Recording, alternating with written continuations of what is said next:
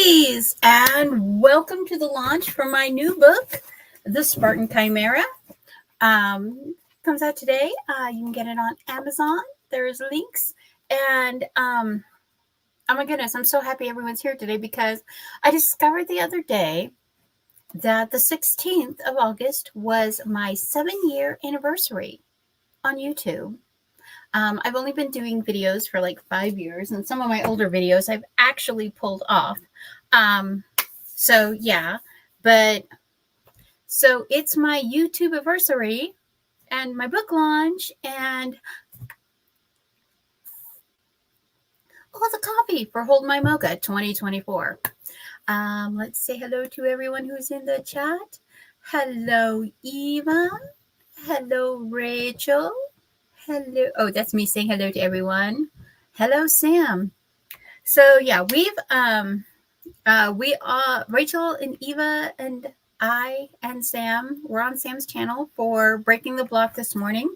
We had a very good discussion about thick books versus cutting them into smaller books versus, what are all the aspects of writerly life and genre expectations and just all those kind of things. So it was a very nice discussion. If you want to look into it, just look up Breaking the Block. And we were co-streaming with SD Hedges, Sky.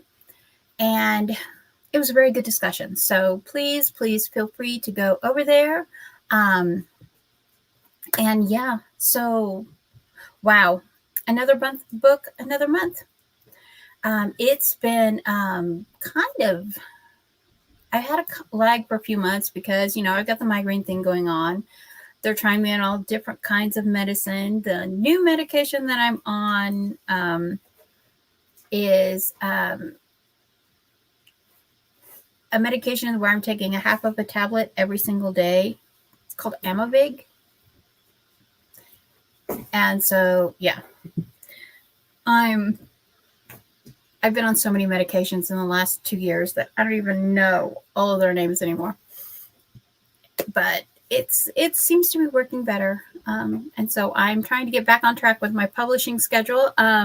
Last year for NaNoWriMo, I wrote a book called The Spartan Chimera. And the Spartan Chimera started off like 4 or 5 years ago with a short story that I wrote that is on my Inket page. In the book A Christmas Wish for Short Stories, there's a story called Scars. And it is basically that one scene about the main character, Pelagia, getting her scars before she started the Spartathon, which is a run between Sparta and Athens, to earn the right to protect Princess Damia, who is the daughter of Queen Helena, as in Sparta and Troy, Queen Helena. So that started me down this wormhole. And then I started discovering that there are all multiple ways that the Greek myths end.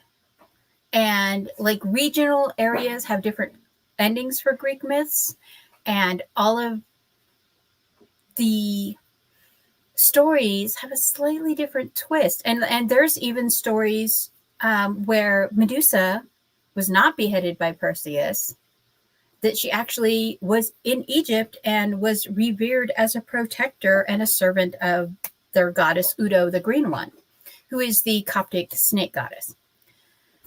So I had this idea of what if Zeus, in all of his malevolence, decides that he wants a perfect game. He wants a perfect round of the game. He wants to be all the bad he can be, but he wants all the humans to remember him benevolently. So he impersonates other gods and does things, and he's a schmuck. We all know he's a schmuck. So the basis for this story is that what if time starts circling and Zeus keeps resetting the great games? So all of the heroes, all of the villains, all of the monsters, all of those who were cursed by the gods, what if they're living their lives over and over and over again? And they're all starting this constant repeating and this sense of deja vu and everything that's happening. They're all kind of starting to go crackers. And what I really like this idea of the repeating cycle of the games, and the people who are adults, people who are much older and wiser, they have picked up on the fact, and literally they've started calling it the Great Game because they know the gods are just toying with them. So hold on, let me see if I can share this.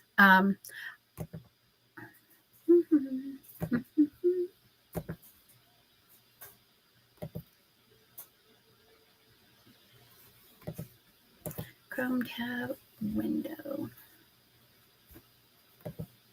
Can I not share the screen?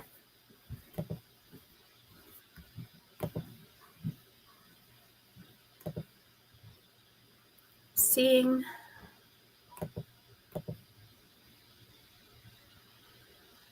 That's interesting. It is no longer letting me share my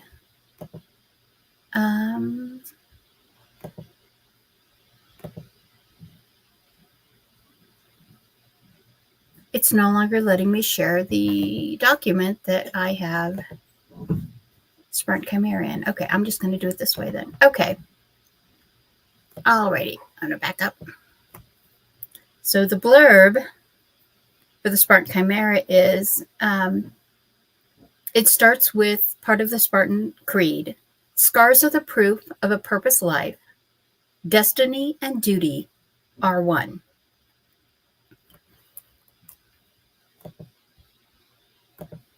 When the king of the Olympian gods is unhappy with how the great game turns out, history repeats itself again and again, and those living through it over and over are slowly going insane, desperate to stop the madness, consuming the world of men, creatures, and deities. God of war Ares wagers his father that he can win with a single piece and bring peace for a generation.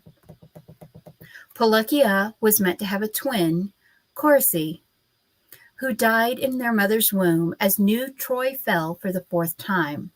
A soul Pelagia carries within her, so instead of two beings this round, Pelagia and her sister now exist as one piece. Determined to return to the duty that was her mother's, Pelagia strives to become a protectress of the last Spartan princess. But the gods aren't the only ones watching the first wolf chimera. The rulers of many empires are too, and they each have a very different plan for the sister souls. One life pulled toward two destinies, two souls, two wolves, a warrior and a healer sharing one body. Pelagia is a chimera unlike any other, and the great game is unsure what to do with her in the turbulent times of the Mycenaean city-states.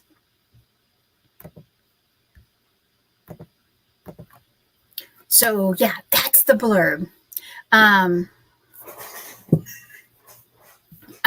Yeah, I was very happy with how the story turned out. I was very happy with how the print copy turned out, how it looks. I got the image. I have a subscription to Leonardo AI, which is a AI art program, and you can put in things in it, and you can, like, there's a tab you can mark to do not use existing artwork. So that's what I did, and then I spent several days figuring it out, and I ended up having to go back and reset the eyes of my wolf and my character because Pelagia, one of the ways you know she's a chimera is her sister's blue eye is in one side of her face, and she has like these kind of tawny brown eyes, and her eye is on the other side, so she has dichromia.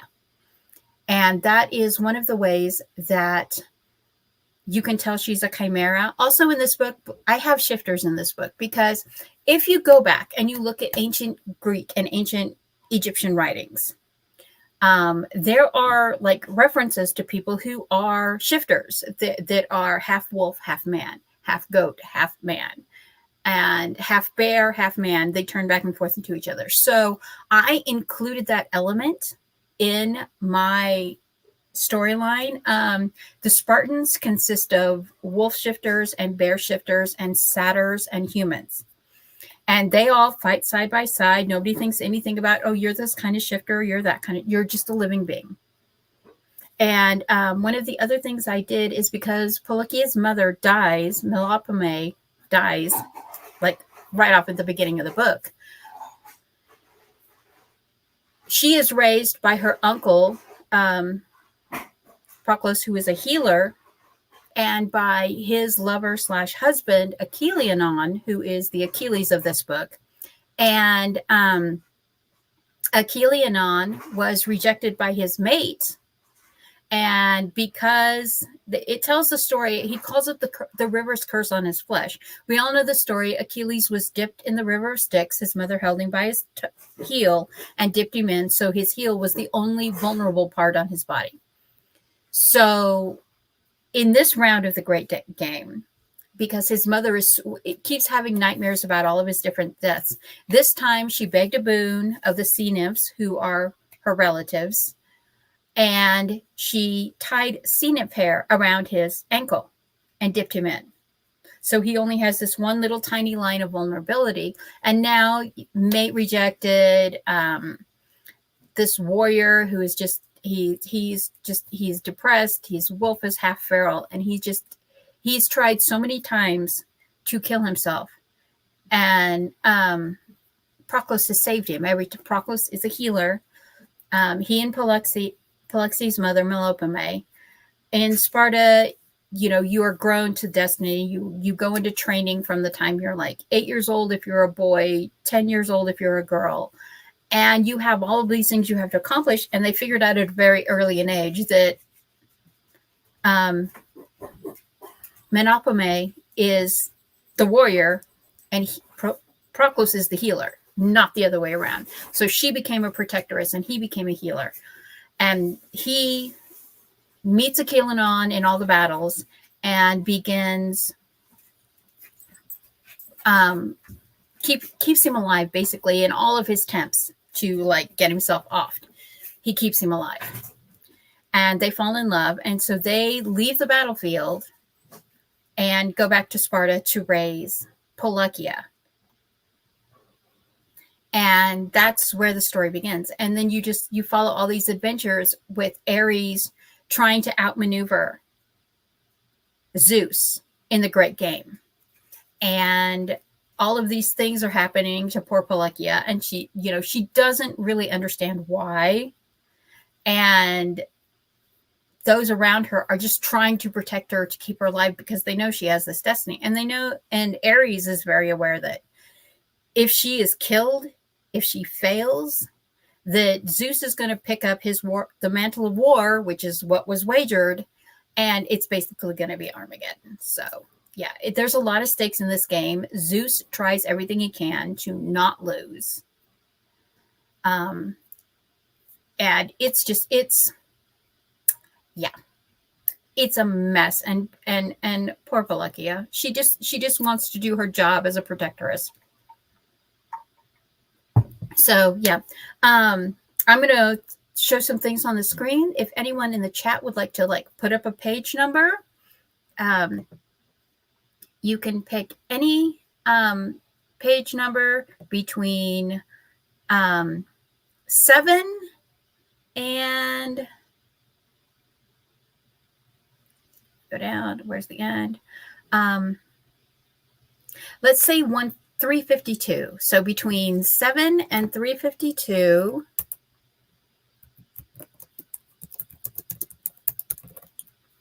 So pick a number. And I'm going to show you some of the artwork that I created. So this is Perseus, Prince Perseus of Seriphos, is actually a horse shifter, a winged horse shifter in this. And instead of being the son of Zeus, he is the son of Poseidon. because this was one of the bets is can my son be just as big of a hero as your son was in the last round? So Poseidon, it sounds terrible because Zeus assaulted Perseus' mother, and she was cast into the sea by her father. And so the story is basically the same with Poseidon stepping in to do the bad deed. And so to see if his son will be just as big of a hero. And so this is the image. It describes Perseus as being just this magnificently beautiful mortal with black silky hair that like hangs like all the way down past his back, and he keeps it bound back in like leather straps, and that becomes his mane when he shifts to his horse. But yeah, he is considered the most beautiful at King Agamemnon's court. That's the other thing. The Athenian king has learned his lesson for letting the princes and princesses of the other city-states live at home, that this brings rebellion. So he has basically forced all the princes and princesses of the Mycenaean city-states to live in Athens at his palace. So that's Perseus. And then, of course, we have Medusa, who is one of the heroines in this one. She actually, when Perseus is stranded on the Isle of the Gorgons as a child, the two Gorgons that are there are like, our sister was never brought here. They're immortals. So they know that Medusa is supposed to be brought to live with them. And they're like, our sister was never brought here. And they extract a promise from Perseus that when he meets her, instead of beheading her, he will befriend her. And so he actually tries to help Medusa escape her fate. And then, of course, Medusa gives birth to Chrysos and Pegasus. And this is little Pegasus, just a little white-winged colt. And so, yeah, it's... Pegasus is also a shifter. The majority of the characters in my book are shifters, but Pegasus has severe albinism. And when he is born, the god Asclepius, who's the god of healer, and Ares show up to tell them, you need to take Medusa and go. And they're looking at Pegasus and they're like, poor baby, he is never going to be in the sunlight without his fur on. So he's never going to be in his human form in the daytime. He is going to have to be in his horse form with his fur on in the daylight, or he will burn. So so Medusa extracts a promise from Perseus that he will take care of Pegasus. And of course, because in this round of the game, Perseus is the son of Poseidon and Pegasus is the son of Poseidon. So it's just, older brother raising the younger brother. And that's the way it works out in the story. And it actually works out very well because you get to see the side of Medusa as the mother, as something that she never gets to be in the Greek myths, is actually she spends the months-long trip to Africa, to the Ethiopian coast, and then the sail to Egypt as a mother to her children. And you see her when they leave her at the temple of Uta the Green, you see her heartbreak that her children can never be with her because the gods of one pantheon cannot live in the realm of another pantheon. So that happens. And then on the side thing, you've all seen the 300 about Xerxes' conquest of the Mycenaean city-states and his attack on Greece and stuff. That also comes into play. We also have his son, grandson, and great-grandson come into play in there. And I touch on Egyptian mythology. I touch on Babylonian mythology. I touch on Greek mythology. You find out that Pelagia's father is the runaway prince of Roma, and the Romans would have killed her at birth because she's a chimera, first of all, and second of all, her mother is a Greek, so her blood is impure, and But the grandfather in the end of the book, he kind of changes his tune about his family. So yeah, that's the story. And we have a couple of pages. Okay, so Sam says, let me add this back to the stage. Sam says, read page 42. So going down. Page 42. 5 years later, Healer Proclus walked through the streets to the Athenian school. He paid well to have his niece taught and wondered why they sent a messenger to retrieve him from Asclepius' hall of healing. He saw his chosen warrior wolf Achilleon turn onto the street that led from the warrior training field and building. His lover waited for him in the rain before they continued together. Were you summoned to Z's school by the headmaster too? Do you know what happened? Proclus asked as they went through the wet streets. Achilleon shook his head, flipping his dripping golden hair from his face. I hoped you knew. Atlantia sent one of her priestess acolytes for me, insisting I come to the school with no delay. I wonder if our daughter and her milk brother got into trouble again. Turning his head, Proclus' pale blue eyes watched from under the hood of his cape as Achilleon pulled his golden hair back and twisted the water from it, binding it with a leather piece and bone pin. Unlike the human warriors, wolfen ones kept their hair long, but not as long as satyrs, who often wore braids past their waist. The tall white stone portico of the school had been paid for by the Athenians to mimic their temples, and was dedicated to their goddess Athena, who was one of the deities of Sparta after Ares and Artemis.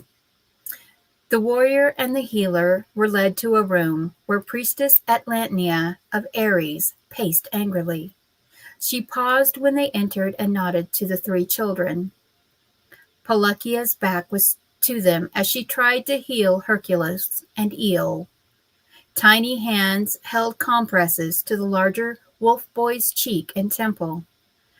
A small satyr buckling bleated in quiet, distressed tones as she scolded him in softer tones than her voice normally held. Try to hold still, Eol. We will bind your ribs as soon as Hercules stops bleeding. Polukia, Proclus started, then gasped at the bruises on his niece's face when she turned. A deadly growl erupted from Achilleon. Uncle Proclus, do you have marrow powder and yam balm? Z's blue eye was much brighter, and he knew this was the sister soul who shared his niece's body, asking, Corsi? What happened? Proclus demanded, while he dug through his healer's bag. More and more as time passed, both souls would speak to he or Achilleon. They were sorry, uncle. Corsi Polukia sniffed as tears filled her large eyes, knowing healers like her uncle abhorred violence, especially that beyond battle. The healer's soul in the child's body wanted to weep while facing her uncle's disapproving look, but her friends needed the skills she was learning. The older males attacked Eol. Hercules and Polukia defended him. Evidently, this is not the first time Hippias has gotten reprimanded for harassing the younger students, Atlantia explained. But I think this will be one of the last, unless he is too much a fool to learn his lesson. Proclus, I believe they summoned you here for the spoiled son of Peristratus. It seems my son and his milk sister have mauled the Athenian cur and his mongrel shills. She smiled with pride and sharp teeth at the two battered children. News of Polukia attacking another upset him, but he had a duty to do. Proclus pulled a small pouch of powder and a roll of woven river-reed cloth and 2 fired clay pots from his bag and handed them to his niece. Tend the injured as I've taught you. I will return to discuss this incident. He cast a dark, disapproving glance at Aquilonon as he left the room. Priestess Atlantia dusted the powder on her son's claw cuts, while Corsaea Polukia smeared yam balm on Eel. Then she wrapped the river reed cloth around Eel's bruised ribs. The small buckling whimpered as she tied it. I'm sorry, Eel. It has to be tight. Corsaea's softer version of Polukia's voice explained through their lips. Uncle Aquilonon, is Uncle Proclus going to stay angry with us? She tremulously begged for an answer. Aquilonon took the pot of salve from her and began to dab her bruises with a gentle touch. Tell me what happened, little chimera. She sniffed and choked, but wouldn't talk, just shook her head, looking down in shame. Don't be ashamed, little sister. Don't be ashamed, milk sister. Baring his juvenile fangs, Hercules spoke. Hippias and his friends attacked Eel while he was sitting under a tree singing to us. They mocked him for being a satyr and not a wolf or a man. Z yelled at them to stop when Eel was knocked on the ground, but they started kicking him. Hippias pushed Z down and tried to stomp her too, but she caught his foot and flipped him. Two of them grabbed her, and I tried to help. Then we were fighting the five of them, and Hercules. Hercules looked at Polukia as if scared to go on. Aquilonon realized his niece was wearing the linen of the temples and not the wool of warriors and healers. Hercules was wearing only his undergarment.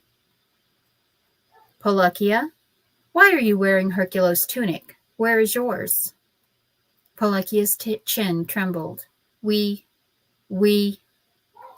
Courage is speaking the truth when deceit is easier, Aquilonon reminded her. She looked at him with wide, worried eyes. We tore it. Can we show you something, Uncle? Aquilonon nodded. Anything.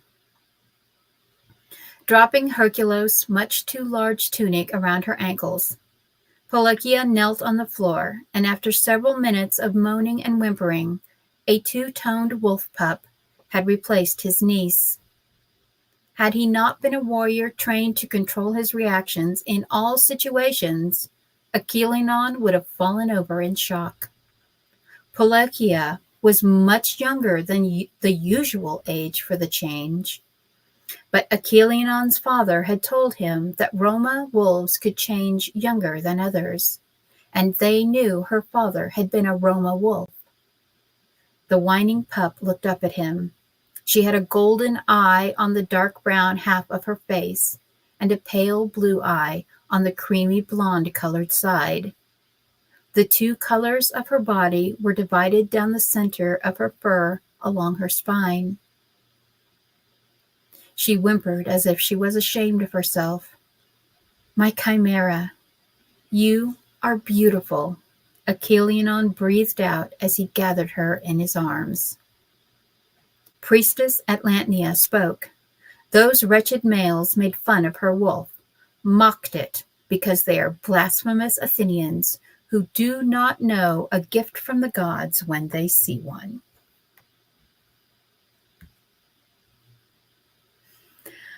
Oh, I love that scene.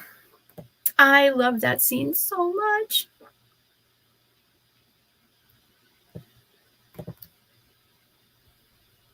Yes, I'm so glad. And I'm so glad you got to read it, Sam. I'm so glad that you agreed to be one of my ARC readers. Yeah, restarting Chrome is always a thing.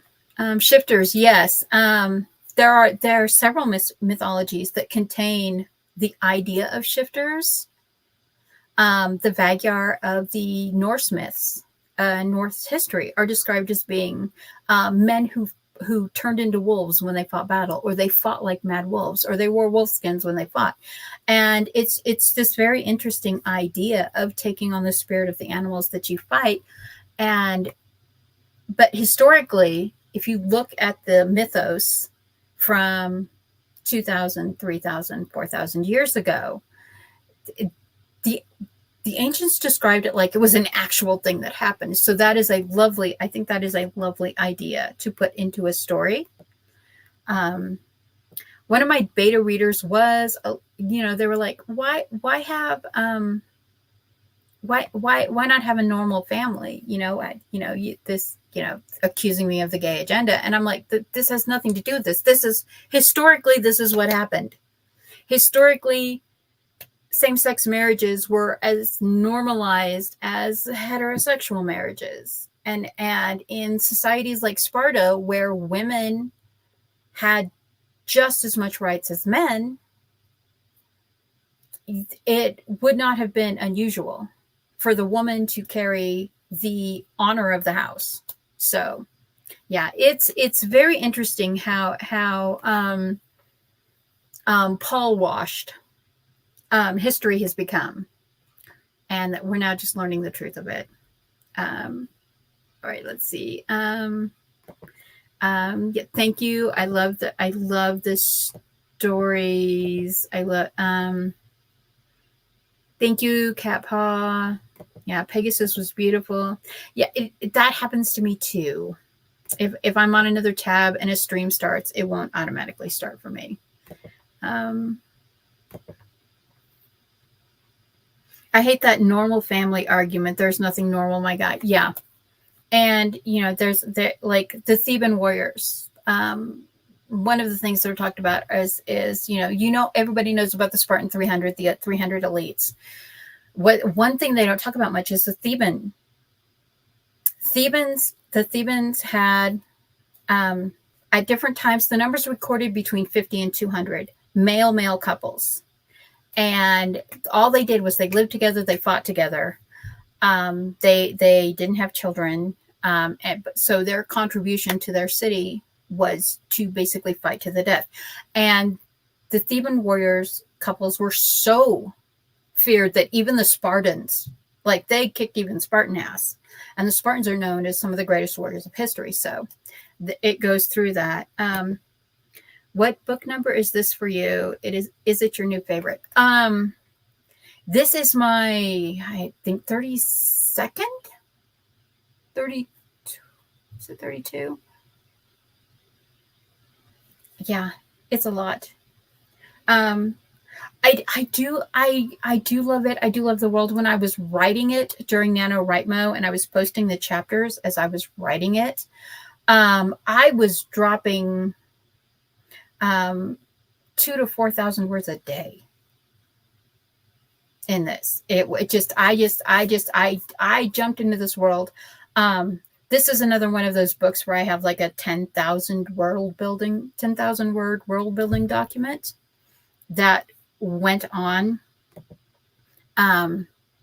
It was just, that was this world. There was so much research in it and looking into it, and there were so many just interesting stories that I wanted to include and interesting gods that I wanted to include. I did include mentions of Nyx, who is the goddess of the night, and she's a goddess, but she's also a titan. And I mentioned some of her children are mentioned in it. In this version, Nereids, the Nereids, who are the water nymphs, the sea nymphs, they are also shifters. They have the ability to turn from having legs to having tails, kind of like a mermaid. And the Kraken is in here, and the Kraken is not a horrible evil monster that is going to just, no, the Kraken is not. The Kraken is actually it's actually a good person. It's actually like one of the good guys. It actually saves Polakia and Eol at one point. And so it's I love this world so much, and there was so much to put in, and like there was like 10,000 words that I just had to cut out of it, just because it was like, okay, this is just me going down the rabbit hole. We don't need this. We don't need that. And it's been such a pleasure to write. And actually enjoyed editing this book. This is how much I love this book. Let's see. Eva has another question. The hardest part of my 7 years on YouTube. Well, I've pulled some my oldest videos, but I think actually putting my face onto the videos, that was the hardest part. My very first video went out like 5 years ago, and I had, and it's weird because, you know, I was, before my stroke, I was the music director at our church, and I was used to being up in front of crowds and singing and being a leading person. And after my stroke, because of the things with my brain and the things with, sometimes I will still have like partial paralysis on my face, just will mess up some days. And it's just, actually putting my face on YouTube, I think, was the hardest part. And having the confidence to go, this is what I have learned. This is what I am learning. Let me share this with you, because I am by no means an expert in any kind of writing realm anyway at all. But I have learned a lot. And please learn from my mistakes, because I'm an idiot. And I don't want anyone else to make some of the horrible mistakes that I have made. Let's see. Thank you very much. I did so much writing. I do so much writing. A series. I was asked if I'm going to do a second book with Pelagia and Damia and their mates in the Northlands.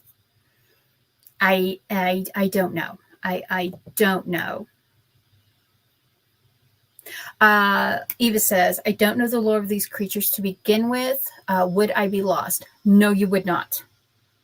The reason you would not be lost is because there are discussions in the books between characters about this round of the Great Game. And there's a scene where Medusa is talking with one of the Nereids, and she's telling Medusa what happened to her in her previous lives. And Medusa says, so all of my nightmares have been from my fates in my previous lives. So it does talk about what had happened in previous rounds of the game. So you do get an idea of the broader Greek myths in the story. I'm so glad you enjoyed reading it. I am so glad. Cat Paws was one of my betas. She had some really, really good suggestions. So I tweaked some things. I need to send you the final. I need to write that down. Send final. Yes. Yeah, it's pretty much, I had to convince myself that I just don't care. I don't care. Hello, lovely Richard. How are you? If you don't know, Richard Holiday is our friend and writer from across the pond, and he has some lovely books out. Richard, do you have a wrench? Do you have a wrench? No, you don't have a wrench. Eva, can you drop the link to Richard's book? And then Martin Lejeune is here. Hello, Martin, favorite co-author of one of my favorite sci-fi fantasies, the McMurdo Rift series. Lovely, Martin, yes. Richard Holiday, my last Substack had a lot of real-life connections overlap to my writing.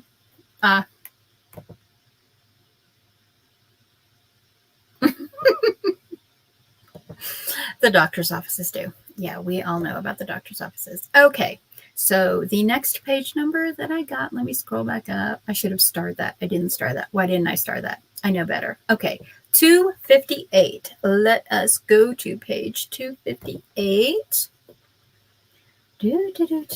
Scrolling down. 258. Oh, actually, I'm going to back up.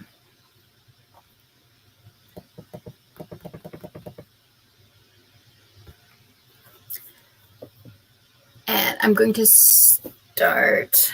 Where should I start? Hold on.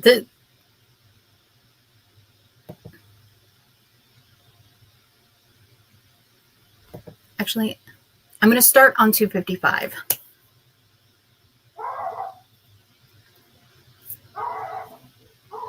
Sorry. The brothers-in-laws are here to go out to the gun range with the husband, and they're shooting this morning. So the Chihuahuas feel they must sing them the song of their people literally every time somebody opens the door. All right. The general growled in his throat, but before he could respond, there was a shout from the street. Princess Andromeda, by order of your father, disembark now. Andromeda rose, hooking the loops of her veil over her ears, then pulled up her hood. Please save me. Save my people. Please help me save my people. Going down the gangplank, ahead of her guard, she turned and declared loudly, I'm coming, Master-at-Arms. Thank you for your hospitality, Princess Damia, Princess Pelagia, Prince Phorbas, and Prince Perseus. The Master-at-Arms jerked his head toward Damia, who stood proudly. Then he demanded, You must come with me to the palace. Damia rolled her eyes and turned away, obviously dismissing him. Achilleon and Hercules blocked his attempt to board. Cleomes glared down at him, bluffing. The princess and her allies came swiftly to answer your princess's request for aid against the monster attacking your shores. The fleets will be here in a few days. Do not set foot on this ship unless you want war with the northern kingdoms. He stared at the general, then turned on his heel and marched the princess away. Perseus clenched his fist as he watched Yunk step between the Master-at-Arms and a heavy reed he tried to strike her with. The protector's skin was covered with many fine cuts. Is that her, Perseus? Damia asked. Yes, he hissed through his teeth. The smell of horse musk became very strong as he shook, struggling to resist his stallion's need to emerge and protect his soul half. General Cleomes glanced at them as he sighed. Damia, you need to put on one of your best gowns and put another on Pelagia. Perseus, Phorbas, you need to dress like you are going to court. I suspect we will have a messenger demanding we go to the palace shortly. Why can't I wear what I normally wear? Pelagia asked with a slight shrewishness. Because I introduced you as what you are, a granddaughter of Lycaon. I know you were raised a Spartan, but by blood you are a princess of Roma. We need to present a strong allied front. Rumors have been coming to Agamemnon's court for years that King Cephas is mad, but also cunning, Damia announced. And if he thinks he can gain more by being our ally than killing us, we might survive to escape. Cleomes nodded. You are wise for your years, my princess. The gods are not the only ones who know how to play games. Come, Pelagia. Damia went to the room they shared with Medusa, who frowned at them. You are taking a great risk, Damia. If he keeps you all at the palace, Perseus won't be able to carry me to face the monster and save Andromeda. Then we will have to get him to agree to let us fight it in exchange for an alliance marriage. The princess is Perseus' soul half, Damia announced as she quickly brushed her hair until it shone like spun gold and pinned it up. Throwing a sheer linen underground gown on the bed, Medusa had Pelagia strip out of her leather and brass armor, and then made the protectress put on the gown with her chest plate over and her leather skirt under it. The Gorgon tucked the sheer fabric in such a way that it made the armor look like part of the dress. When she finished, she made Pelagia wear a pair of Damia's elaborately jeweled sandals and draped jeweled chains on her. Thank you, Medusa. Looking up from strapping her jeweled daggers on her forearms, Damia grinned as she walked around Pelagia. You look like a princess, and your scars aren't visible. Perfect. Remember to walk beside me and sit beside me. Prince Darrows was my mother's protectoress's mate. We have known each other our whole lives. I was there the day you were born, so none of what we say will be a lie. Damia put a Roma ring on her finger. My mother saved this. It was your father's. She knew you would never want to wear it because you are a Spartan, but you must if we are to succeed. Princess Damia, Princess Pelagia, Prince Perseus, Prince Phorbas, your presence is requested at the palace immediately. The shout came from the dock. Disembarking with one guard each, they were directed onto waiting chariots. Damia smirked haughtily under her breath to Achilleon. Let the games begin. The greatest warrior of Sparta nodded, then murmured, Cleomes told me of your plan. I will find and save the child of her manservant. After arriving at the palace, they were led through the adobe and tiled walls to a cool, dark room. Who comes to my court? An elderly man in a crown demanded from the shadowed throne. The princess of Sparta, the prince of Seriphos, the prince of Thessaly, and the princess of Roma. Damia spoke because Perseus was staring in outrage at Andromeda, sitting in a golden cage. Dia and Phorbos clutched his arms to keep him from ripping it apart. His long, silky locks telegraphed his anger as he trembled. Liar! There is no princess of Roma. Lycaon's son killed them, contrived to kill them all at birth rather than weaken their bloodline, the queen declared as the king wheezed. She looked the same age as Andromeda, but there was something unnatural seeming about her youth.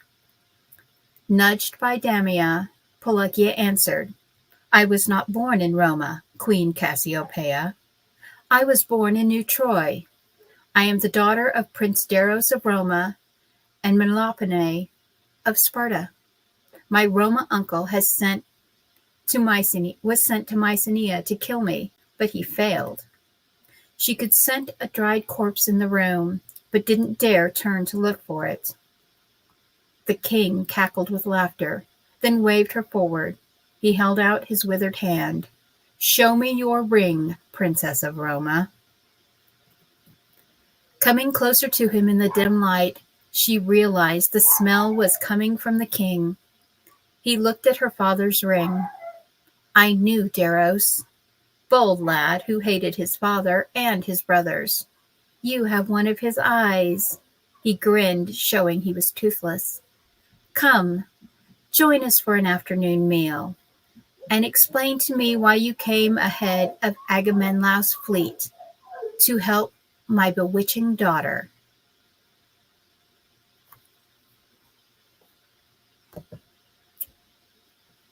He's a mad old man.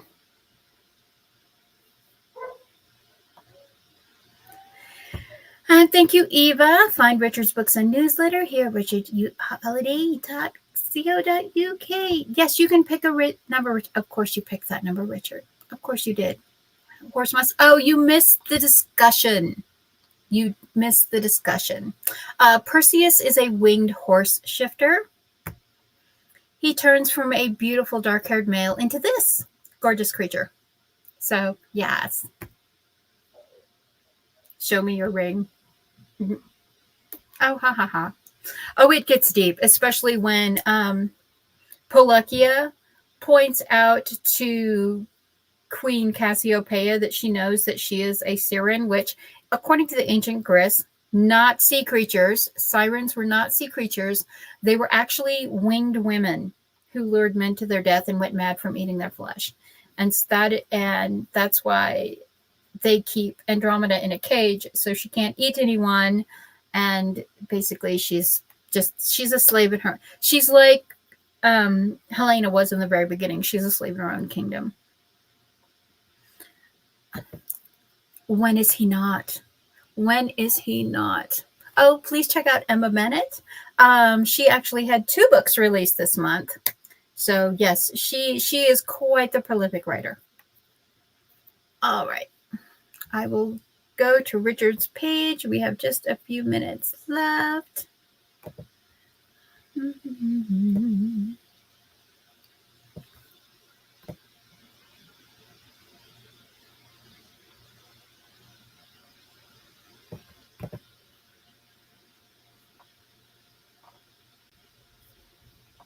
All right. I'm going to start right there. This is in the middle of a battle. And Eel bleated as she jumped to defend him, biting the snake behind its head and shaking it to death as Lemnos killed another one of the serpents. The Saurians brought to attack them. He shouted over the battle, "Pelagia, stay as your wolf. Stay shifted. Eel, get on my wolf's back." The warrior became a soot-colored wolf. Once Eel was on his back, he yipped at Clea, and they sprinted away. But they did not go to the warrior fields or the Hall of Law. Zia realized they were running for the harbor. A loud, hissing growl came from behind them, and Zia turned to see one of the Saurian chimeras was chasing them. Several formabellas, that's what they call the werewolf war-waging forms, is formabellos, and armored humans leapt onto it as they turned the last corner and sprinted out to the docks. Lemnos howled, and a boat cast off. As rowers pulled on the oars, the 2 wolves leapt onto it. Eel tumbled off Lemnos' back, panting and whimpering. Zia's 2-tone wolf staggered toward him on shaking legs. She didn't even have the energy to shift back as Eel hugged her neck. "Wolf Lemnos, we didn't think you would escape," the captain declared. "We were almost cut off by the enemy, but the warriors of Sparta fought hard to save Pelagia. Please, Captain, a word," Lemnos requested. Then he smiled at the children. "Don't worry, you're safe. You there, take them to my quarters and bring them food and water, and to make a bath for the little she-wolf. She killed her first serpent today." As the strangely tattooed sailor led them below deck, Zia's wolf whined because she felt like she shouldn't be on this ship. Everyone was staring at her. Her nose scented a saurian, but she wasn't certain if it was close or just the blood she was soaked in. In the room, the sailor and a crewmate filled a half barrel with warm seawater and a strong, flowery-smelling oil. "Please, young lass, bathe and know that you are safe. We are honored to have you and your companion aboard our vessel." The crewmate spoke almost reverently as he stared at her. Then he turned and shut the door. Eel sneezed at the scent, then asked tremulously, Do you think my father lived?" Zia's wolf licked his tears and nodded. Then she climbed to the tub to rinse her fur. After she was satisfied her fur was clean, she shifted to her skin and immersed herself before climbing out. Eel gave her a large strip of cloth to dry herself with. "He brought you a towel and a dress. It's very pretty." Staring at the garment with golden embroidery vines and flowers, Zia shook her head and yawned out, "I can't wear that." She wrapped the damp cloth around herself and tied it. Neither wanted to eat the food, so they curled up on the bed together and fell asleep to the creaking of the ship and the sound of the oars hitting the water to the beat of a drum.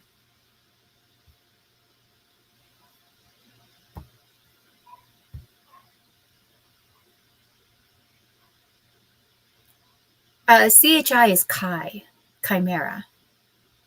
Although there's a lot of people who say it chimera and chimera. So it really depends on where you're at and who taught you Latin and Greek. Chimera, chimeras, chimera. I love Greek myth. I love Greek myth too. earlier I was talking about how much I love Greek myth, how much I love this story and all the research I did for this story. Thank you, Emma. Yes, yes. Alrighty. So we have almost reached the hour. Again, it's a mystery. It is a mystery. Thank you everyone for coming so much, for looking at my artwork, for my characters. I really am just so happy that I was able to get everything done. I need to, where is that?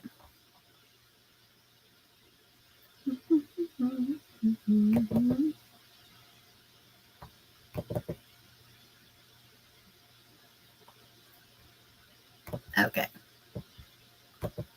And there.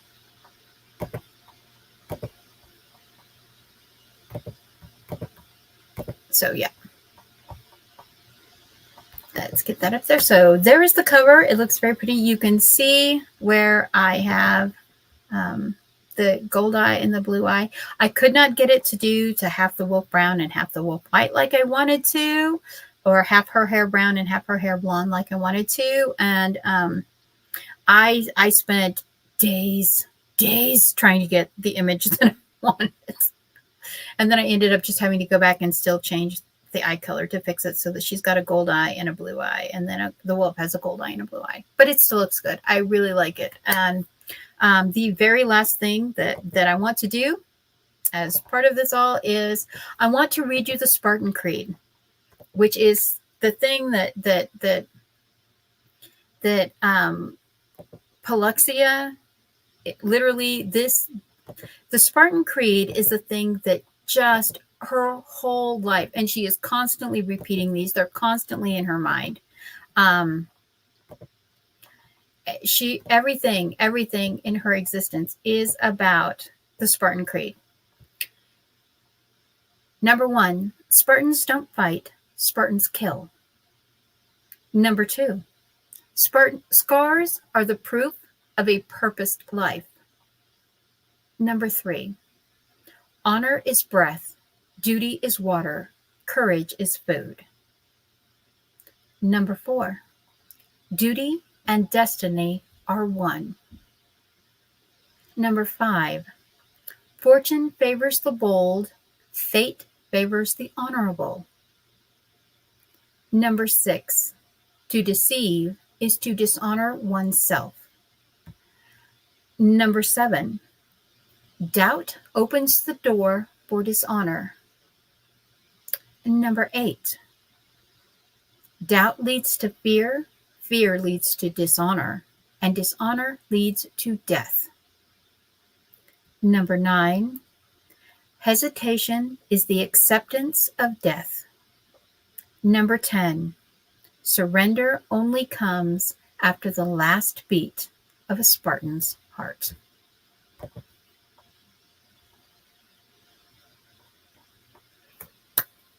So, glad you could make it, Richard. Thank you very much. Thank you. I'm enjoying it so much. I enjoyed writing it, and I'm so excited to share it. And I'm so excited that everyone gets to read it now.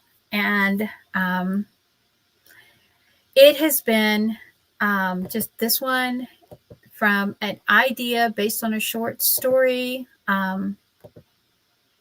Goodness, 4 years ago, 4.5, almost 5 years ago, to now it became my NaNoWriMo project last year, and then it became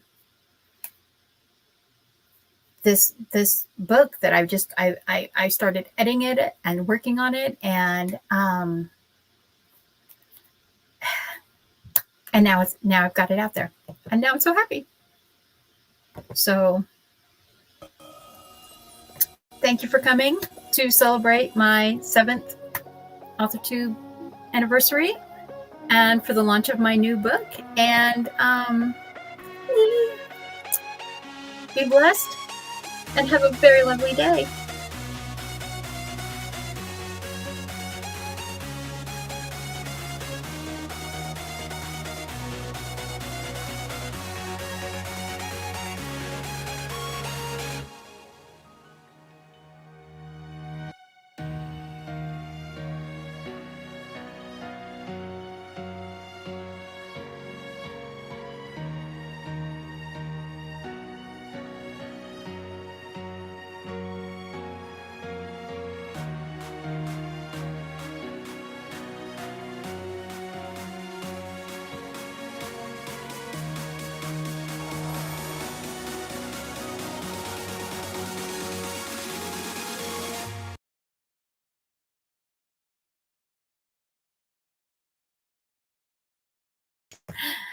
If you'll be so kind, there's a link in the description taking you over to Margaret's stream, and we're going over there to celebrate her 4-year BookTube anniversary. Yay! Hi, Bonnie! See you over on Margaret's stream.